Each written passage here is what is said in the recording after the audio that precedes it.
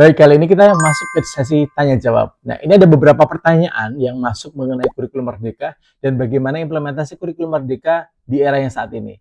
Terutama setelah adanya perubahan yang sangat signifikan di pemerintahan yang menyebabkan kurikulum pun juga berubah. Pertanyaan pertama mengenai sebenarnya arah kebijakan kurikulum merdeka, bagaimana bisa mencerminkan kebutuhan peserta didik abad ke-21. Pertanyaan ini sangat relevan ya, karena berbicara masalah kebutuhan peserta didik abad 21 yang mana peserta didik tersebut merupakan lulusan COVID-19 yang memiliki karakteristik yang unik dan berbeda, kurikulum merdeka dirancang untuk menyiapkan peserta didik menghadapi tantangan tersebut melalui berbagai pendekatan. Satu, pendekatan berbasis kompetensi. Dua, penguatan karakter. Dan ketiga, pengembangan keterampilan berpikir kritis. Keempat, kolaborasi. Lima, komunikasi. Dan yang terakhir adalah komunikasi atau kreativitas. Dari aspek-aspek tersebut sebenarnya sudah cukup tercermin dari pelaksanaan kurikulum merdeka. Bahkan setiap langkah-langkahnya terorganisasi dengan baik oleh pemerintah maupun oleh guru dari berbagai aspek. Dan langkah-langkah pembelajaran, mulai dari langkah-langkah pembelajaran, perencanaan pembelajaran berdiferensiasi, perencanaan pembelajaran berbasis data, dan juga kegiatan-kegiatan proyek serta profil penguatan pelajar Pancasila. Selain itu, kurikulum ini juga sangat bersifat fleksibel sesuai dengan kebutuhan sekolah maupun kebutuhan guru dan tentunya menghadapi kebutuhan peserta didik. Saking berbedanya dengan kurikulum 13, kurikulum merdeka ini menawarkan otonomi guru yang cukup signifikan. Sehingga menjawab pertanyaan tadi, apakah sudah cukup mencerminkan kebutuhan peserta didik? Ya, jawabannya. Tentu kurikulum merdeka telah mencerminkan kebutuhan peserta didik dengan adanya teknologi, PMM, dan juga berbagai fitur-fitur lainnya. Kita masuk ke pertanyaan yang kedua. Apa tantangan utama dalam implementasi kurikulum merdeka di berbagai jenjang pendidikan di Indonesia? Kalau berbicara masalah pendidikan di Indonesia, tantangan utamanya tentu adalah kesiapan guru. Nah, apapun kurikulumnya, pertanyaan pertama yang muncul adalah guru sudahkah siap dalam menghadapi kurikulum tersebut? Tidak sekadar mengimplementasikan saja, tetapi merencanakan kurikulum dari pemerintah pusat menuju perencanaan pembelajaran di sekolah. Sehingga guru bisa mendesain pembelajaran yang paling efektif dan paling menyenangkan bagi siswa. Sehingga pembelajaran dapat menjadi pembelajaran yang bermakna dengan pengalaman belajar yang dibutuhkan oleh peserta didik. Selain kesiapan guru, hal kedua yang selalu menjadi pertimbangan atas implementasi kurikulum baru adalah keterbatasan infrastruktur, terutama di wilayah 3T. Kita tidak bisa menafikan bahwa wilayah 3T di Indonesia itu masih belum sama majunya pesatnya dengan pelaksanaan kurikulum di kota, sehingga infrastruktur masih menjadi kendala dalam implementasi kurikulum yang serentak. Ketiga, ketimpangan akses. Ketimpangan akses di daerah terutama sumber-sumber belajar digital. Belum semua sekolah siap untuk mengimplementasikan sumber belajar digital.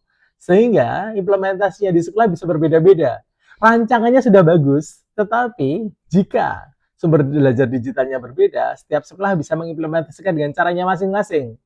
Dengan begitu, output yang dihasilkan pun akan berbeda karena prosesnya berbeda. Sehingga diharapkan setiap sekolah memiliki atau meminimalisasi kesenjangan atas atau ketimpangan akses tersebut. Ketimpangan akses tersebut bisa diminimalisasi dengan apa? Penyediaan sarana-prasarana dari pemerintah pusat. Yang keempat adalah kebutuhan pelatihan dan pendampingan yang berkelanjutan. Sebenarnya secara umum, kurikulum merdeka sudah memfasilitasi ini melalui sekolah penggerak. Sekolah penggerak merupakan salah satu fasilitas dari pemerintah untuk memaksimalkan adanya sekolah berdampak yang sekarang sedang santer-santernya dibicarakan oleh pemerintah. Sehingga dengan adanya sekolah berdampak atau kontribusi sosial dari sekolah penggerak, mereka bisa secara tidak langsung mensosialisasikan dan juga melatih guru-guru yang bukan sekolah penggerak untuk saling bergerak seperti itu. Ada pertanyaan ketiga. Bagaimana peran guru dalam proses pengembangan dan adaptasi kurikulum di tingkat satuan pendidikan? Nah, berbeda dengan kurikulum merdeka, kurikulum 13, kurikulum merdeka berperan atau memberikan ruang untuk guru sebagai pengembang kurikulum pada tingkat operasional. Artinya, setiap guru di sekolah masing-masing bisa mengembangkan kurikulum kelasnya, kurikulum operasionalnya sesuai kebutuhan mereka. Mereka diharapkan mampu menyusun modul ajar, menyesuaikan pembelajaran dengan karakteristik peserta didik, melakukan refleksi, serta melakukan evaluasi pembelajaran secara berkala sesuai kebutuhan peserta didik dan sesuai dengan kebutuhan guru. Nah, dalam kurikulum Merdeka, guru memiliki otonomi yang lebih besar daripada kurikulum 13 dalam merancang pembelajaran yang bermakna. Kita masuk ke pertanyaan keempat. Sejauh mana keterlibatan pemangku kepentingan atau stakeholder lokal seperti pemerintah daerah dan masyarakat dalam pengembangan kurikulum di Indonesia? Nah, ini hal yang cukup menarik. Pertanyaannya bagus. Keterlibatan pemangku kepentingan dan lokal yang masih bervariasi memang. Ada yang sudah sangat mendukung dengan sepenuh hati, ada yang masih belum memahami kurikulum Merdeka, bahkan beberapa stakeholder atau pemangku kepentingan pun masih enggan untuk berkolaborasi dengan sekolah. Namun, pada kurikulum Merdeka, sekolah diharapkan mampu berkolaborasi dengan lingkungan sekitar untuk memanfaatkan sumber daya lingkungan dalam mengembangkan kurikulum dan kebutuhan belajar di sekolah. Secara umum, ada muatan lokal. Lainnya, partisipasi masyarakat dan pemerintah daerah masih perlu ditingkatkan melalui pelibatan aktif dalam penyusunan, implementasi, dan juga evaluasi kurikulum. Dan itu harus dilakukan secara komprehensif, konsisten, dan berkelanjutan. Stakeholder bisa memberikan sumber daya manusia, misalnya jika sekolah kita berada di sekitar PMI, nah kita bisa mendatangkan tenaga-tenaga ahli dari PMI untuk datang ke sekolah memberikan penyuluhan dan lain-lain sebagainya. Lingkungan sekolah kita adalah pertanian, nah, kita sesekali menghadirkan orang tua murid ke sekolah untuk share mengenai prosedur penanaman padi atau mungkin prosedur penanaman bawang dan lain sebagainya sebagai teks prosedur di pelajaran bahasa Indonesia atau bahasa Inggris. Juga bisa berbicara masalah pariwisata. Jika kita berada di sekolah-sekolah pinggir pantai atau sekolah-sekolah di daerah-daerah dengan potensi wisata yang kuat, sekolah bisa mengoptimalkan sumber daya tersebut sebagai dukungan dari stakeholder untuk pengembangan kurikulum di sekolah masing-masing. Pertanyaan selanjutnya, apa perbedaan mendasar antara kurikulum nasional sebelumnya, yakni kurikulum 2013 dan kurikulum Merdeka dalam hal struktur dan pendekatan pembelajaran? Nah, ini mulai agak rigid nih pertanyaannya. Nah, perbedaan mendasarnya adalah kurikulum Merdeka lebih menekankan pada pembelajaran berdiferensiasi dan proyek penguatan profil pelajar Pancasila. Ini adalah dua yang paling ketara dari perbedaan dengan kurikulum 13. Selain itu, kurikulum Merdeka juga bersifat lebih fleksibel. Artinya apa? Guru memiliki ruang inovasi yang lebih karena kita ketahui CP yang nanti akan kita bahas di video selanjutnya, CP pada kurikulum Merdeka itu bisa dipecah atau dibuat oleh guru sesuai dengan kebutuhan mereka, kebutuhan siswa terutama. Ketiga, struktur mata pelajaran. Bagaimana struktur mata pelajaran? Pada kurikulum Merdeka ini struktur mata pelajarannya lebih sederhana ya dan tidak terlalu padat.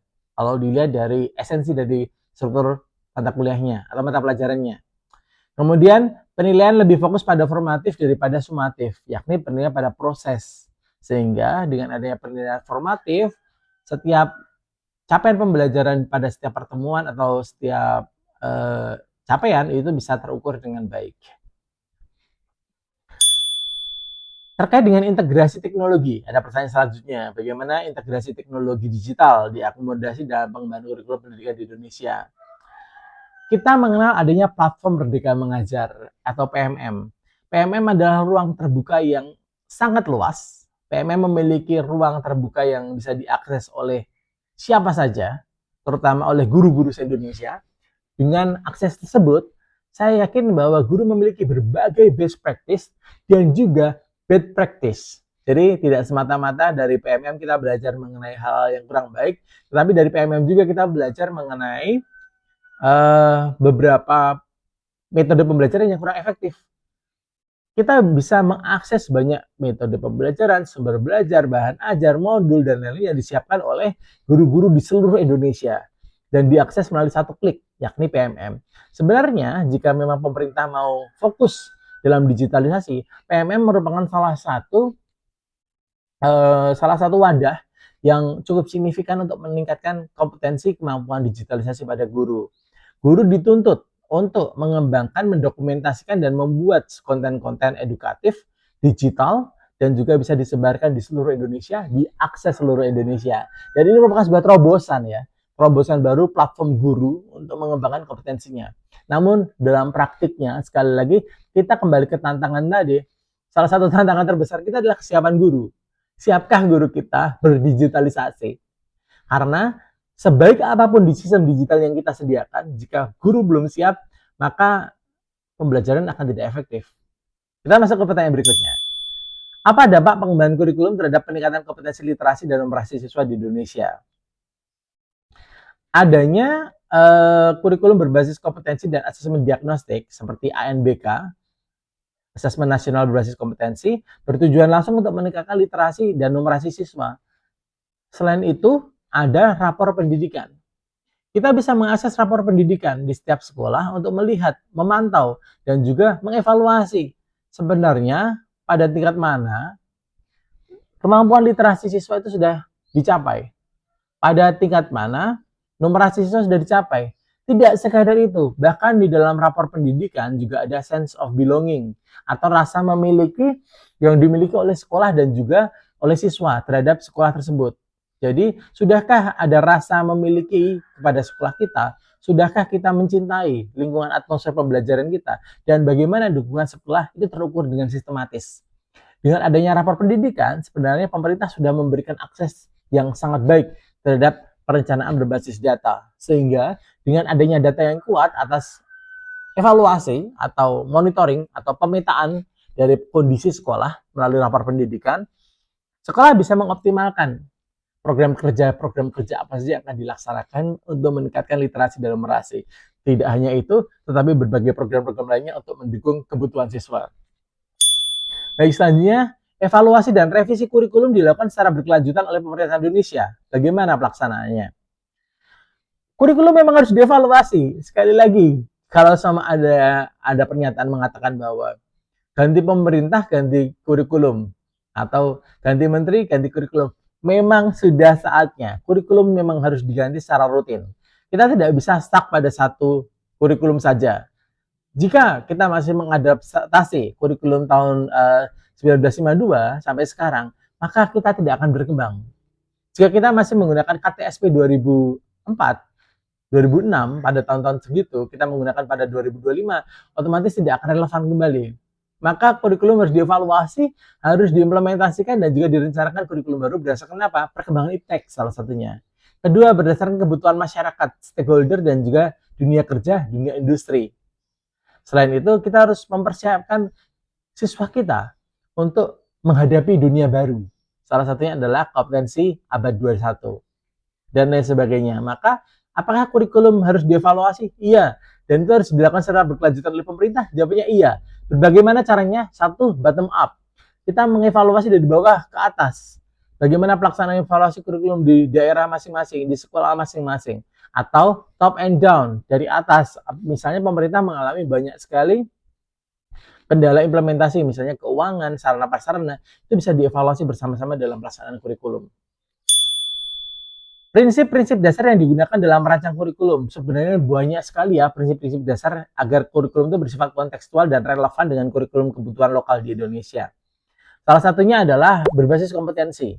Sejak kurikulum KTSP, kita sudah berbasis kompetensi sebenarnya.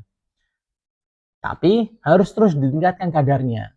Kompetensi tidak sekadar kemampuan untuk menghafal materi, tetapi di sini kemampuan untuk memiliki kompetensi tersebut yang harus ditingkatkan. Yang kedua adalah kurikulum yang berpusat pada peserta didik. Kita masih ingat mengenai kurikulum 93, 94 tentang CBSA, cara belajar siswa aktif. Nah, sebelum CBSA dulu, kurikulum itu berorientasi berpusat pada guru. Semua harus dimulai dari guru. Guru memfasilitasi segalanya. Guru menjadi pusat pembelajaran. Oleh karena itu, kurikulum harus bisa memfasilitasi pembelajaran yang berpusat pada peserta didik. Sehingga yang aktif adalah peserta didiknya. Jika ada berbagai pendapat bahwa guru tidak ngapa-ngapain di kelas, salah. Dalam perencanaan pembelajaran, guru berperan utama. Sehingga bisa merencanakan pembelajaran yang membuat siswa berperan aktif di dalam kelas.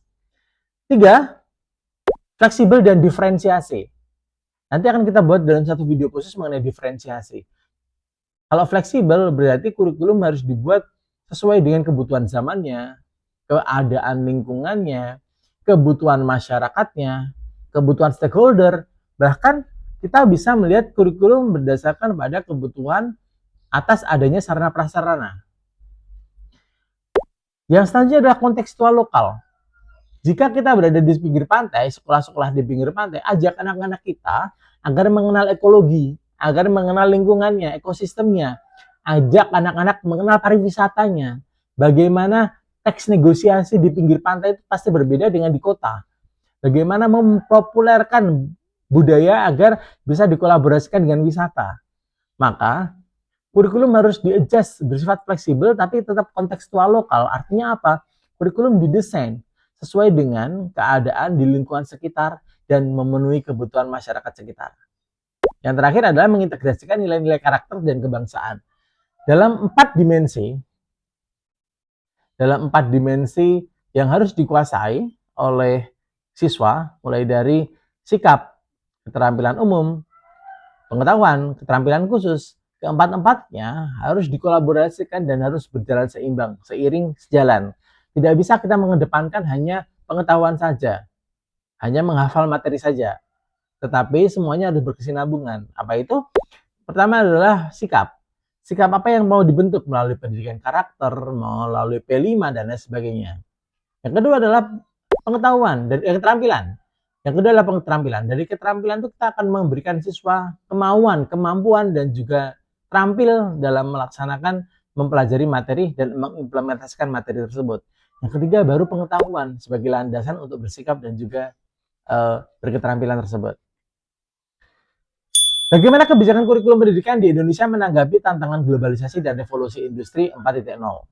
Nah, kalau bicara masalah kebijakan kurikulum, tentu setiap tahun kebijakan kurikulum itu berubah-ubah sesuai dengan keadaan pemerintah juga, tetapi juga keadaan masyarakat sekitar. Oleh karena itu keduanya tidak bisa dipisahkan. Nah, kebijakan kurikulum merespon tantangan globalisasi dan revolusi industri 4.0 dengan mengembangkan soft skill, keterampilan digital, berpikir kritis, dan juga kreatif. Selain itu, adanya P5, proyek penguatan profil pelajar Pancasila, menjadi fondasi karakter yang ingin dikuatkan oleh pemerintah melalui kurikulum Merdeka. Yang kedua adalah STEM, integrasi STEM. Yang ketiga, literasi digital. Dan yang keempat, kolaborasi global yang dimasukkan dalam proyek pembelajaran lintas disiplin. Nah, ini ada 10 pertanyaan tadi yang dibahas dalam video ini. Kalau kalian ada pertanyaan apa mengenai kurikulum Merdeka dan bagaimana implementasi kurikulum Merdeka? Tentunya setiap pemerintah memiliki ciri khas khusus dalam implementasi kurikulum tersebut. Dan tentunya setiap pemerintah ingin memberikan karakteristik. Nah, kurikulum Merdeka memiliki karakteristik yang unik dan juga bisa diimplementasikan. Semoga pemerintah ke depan bisa mengimplementasikan kurikulum Merdeka dengan lebih baik lagi. Apabila memang saatnya untuk direvisi, saatnya untuk diperbaiki, semoga bersifat komprehensif dan juga holistik sehingga tidak mengubah pola pikir baru. Sampai ketemu dalam video-video berikutnya. Assalamualaikum warahmatullahi wabarakatuh.